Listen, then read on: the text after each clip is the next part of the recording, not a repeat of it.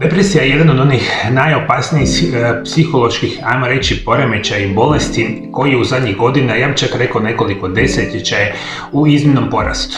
Nažalost, veliki broj vas se potpuno pogrešno liječi i nikada se ne možete izliječiti od same depresije jer ne znate pravilne informacije, a specijalno ne znate koji su prirodni lijekovi. Zato ću vam u današnjoj emisiji vas educirati koji je najvažniji vitamin koji trebate unositi, jer ima ključnu ulogu u sprečavanju depresije.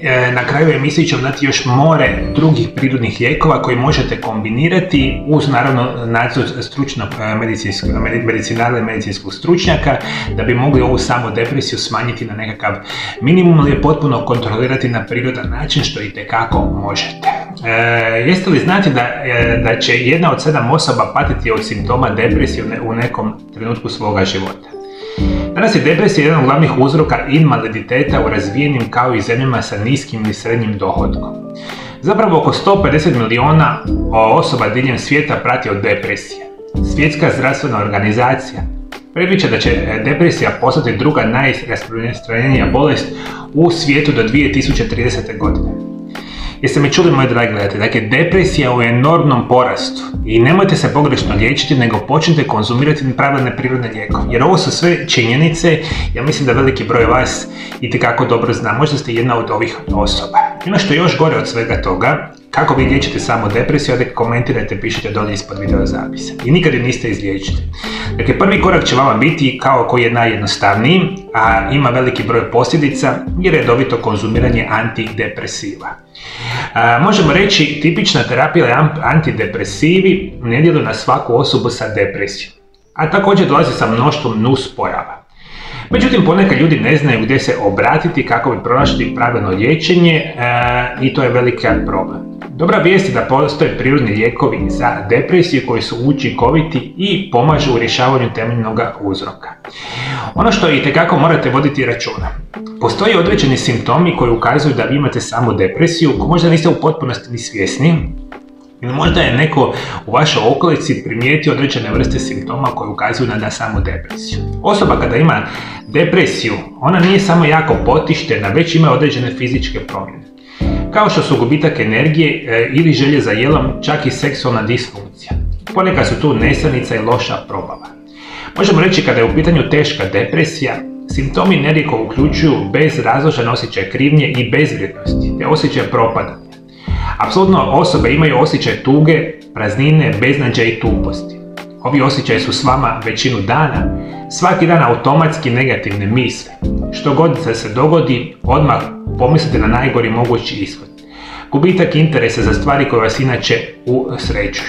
Ono što možemo reći je da se ove osobe koje imaju depresiju često se počinju sa vremenom socijalno izolirati. Možete primijetiti da se takve osobe ne druže sa prijateljima, sa rodbinom, možda čak i sa ukućanima, jer traže nekakvu svoju osamu, jer nažalost to je nekako stanje koje oni u tom trenutku smatraju prihvatljivim i da lakše podnose sve one situacije vezane sa samom depresijom. Možemo reći, osobe imaju kratak fitilj i napetost. Osobe koje imaju depresiju brzo planu, nakon toga vam treba dosta vremena da se smirite. Teško donošenje odluka je dio depresije. Depresija otežava racionalno razmišljanje i koncentraciju. Odlučivanje oko jednostavnih stvari može se činiti jako zahtjevno. Osjećaj krivnje i manje vrijednosti. Ovi osjećaji su često pretjerani, čak suprotni od ispravnih. Osobe koje imaju samu depresiju često imaju izniman osjećaj krivice za bilo što da radite i u najvećem broju slučajeva niste uopće krivi, međutim vi na sebe tu krivicu svaljujete, što god da se događa u vašoj okolici može biti znak depresije. Nažalost, kod osoba koje imaju depresiju isto tako imaju povećanu stopu rizika od samoubojstva, što je nevjerojatno bitno za reći, i apsolutno morate reći da druge osobe sa depresijom imaju problema sa samoozljeđivanjem. Intenzitet depresije obično varira u dobu dana. Određene osobe se bude vrlo rano, te su već na početku svog dana tužne, dok kod drugih depresija se očituje tek pred krajem dana. Iako se depresija može dogoditi u bilo kojoj odrasloj dobi, često je rasprostranjen kod, ovo je jako interesantno reći, kod osoba koje imaju recimo srednje i starije životne dobe. To danas studije pokazuju, naravno veliki broj mlađih osoba ovoga tipa ima problem. Recimo, interesantno je, značajno se razvija osjećaj depresije. Zašto? Kod srednjih i starije životne dobi, jer puno puta ove vrste osoba imaju nekakav temeljni uzrok, nekakvu temeljnu bolest koja se jako teško nose i popratni uzrok nekakvog drugog oboljenja može biti sama depresija. Međutim, rekao sam, kao i uvijek, ja ovdje sam da vam pokažem ono što je za vas jako dobro i što vam može značajno pomoći, a ključan vitamin će biti za smanjivanje depresije vitamin B8 ili inositol. Ovaj jednostavni ugljikohidrat, najtočnije definiran kao šećerni alkohol, brzo se razgrađuje kako bi se koristio za izvor energije u samome tijelu. Inositol može pomoći uravnotežiti važne spojeve u samome mozgu, uključujući one koje utječu na raspoloženje kao što su serotonin i sami dopamin. Jedan od onih ključnih razloga zašto vi imate depresiju je nemogućnost kontroliranja funkcioniranja samoga mozga i kontroliranja onih bitnih hormona koji izazivaju stres, kao što su inzulin, kortizol i dopamin, sa onim hormonima koji recimo izazivaju osjećaj ugode kao što su serotonin, tu naravno spada i sami dopamin i slične vrste hormona. Jer mi želimo imati balans hormona, specijalno ovih hormona koji izazivaju ugodu. Vi kada imate depresiju, ovi hormoni koji izazivaju ugodu su jako nisko, hormoni koji izazivaju stres, depresiju i slično su u izuzetno visokoj koncentraciji. I ovdje veliku ulogu igraju, dakle ključnu ulogu igraju vitamini B skupine, specijalno dakle vitamin B8 koji se naziva inositol. Možemo reći, vitamin B8 regulira razinu hormona u mozgu i blisko surađuje sa neurotransmiterima. Ovaj spoj može pomoći u kontroli razine stresa i anksioznosti, što može poboljšati raspoloženje i eliminirati simptome depresije. Inositol se koristi u tijelu na nekoliko različitih načina. Kao prvo, bitan je u procesu izgradnje staničnih membrana. Također je sekundarni glasnik u vašem središnjem živčanom sustavu, što je razlog od povećavanja neurotransmitera u samome mozgu. Ono što mi danas znamo, mislim, sami inositol ima nevjerojatan broj drugih zdravstvenih blagodati koje vam danas neću o tome pričati, međutim želim vam reći, ukoliko imate depresiju, apsolutno bi bilo poželjno da uzimate vitamin B8 ili inositol. Možete ga uzimati kao dodaci prehrani, to je sasvim u redu, međutim još bolja možda verzija da pokušate konzumirati hranu koja je bogata sa ovim vitaminom. I to ću vam preporučiti. Hrana bogata vitaminom B8 su grah, grašak, smeđa, riža, pšenične mekinje, orašasti plodovi, banane, dinje, grožice, kupus, recimo organska jetrica i jaja. Kao dodaci prehrani preporučena dnevna doza 250 mg svaki dan i o tome dakle vodite računa. Međutim, postoji još jedna bitna informacija koja može vam značajno pomoći kod simptoma depresije.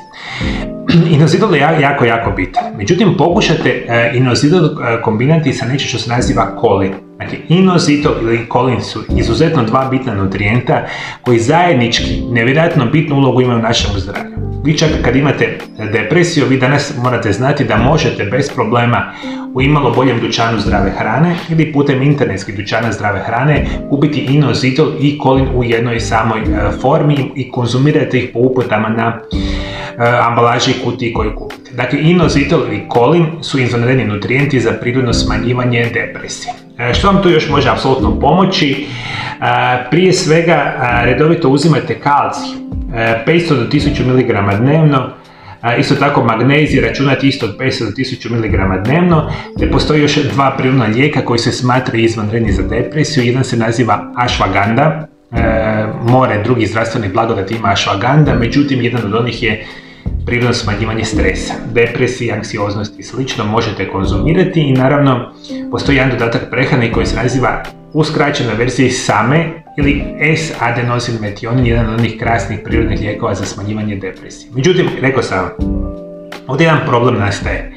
Većina ovih stvari vi uopće ne smijete konzumirati ukoliko već konzumirate antidepresivne lijekove. Dakle, zato je ključno da bilo koji problem sa depresijom rješavate sa medicinskim stručnjacima. Specijalno, i moja će vam biti velika preporuka, da pronađete nekoga tko shvaća koji su prirodni lijekovi, može vam napraviti recimo programe prirodnih liječenja za depresiju. Rekao sam, što manje uzimanje zapravo ništa onih lijekova koji mogu imati potencijalni veliki broj nuspojava. Nažalost, ja znam po svojoj praksi da veliki broj vas to naravno radi, uzimate mjesecima, godinama i nikad niste dobri, samo je sve lošije i lošija situacija. Zato kažem, vodite računa, nikako ne smijete konzumirati lijekove ovog kemijskog tipa sa nuspojavama zajedno sa prirodnim lijekovima i onda duplirate utjecaj na organizam što nikako ne želite. Ako ikako moguće, uzimamo zdravo, izbjegavamo ono što je loše i ajmo pokušati se liječiti. Za današnju emisiju najbitnije, ključan vitamin za pomoć kod depresije biti će vitamin B8. Moji dragi gledatelji, kako se vi nosite sa depresijom? Ako imate kakav prirodni lijek koji je vama pomogao, pišite, komentirajte dolje ispod video zapisa. I naravno, ovo nije jedini prirodni način pomoći kod same depresije, recimo stresa i anksioznosti. Ja sam puno puta o tome pričao na mome kanalu. Ima jedan zanimljiv video zapis na tu temu, otkrite ga u video zapisu naravno pored mene. Hvala lijepo što me pratite me i dalje. Do druge emisije, ja vam želim lijep i ugodan put.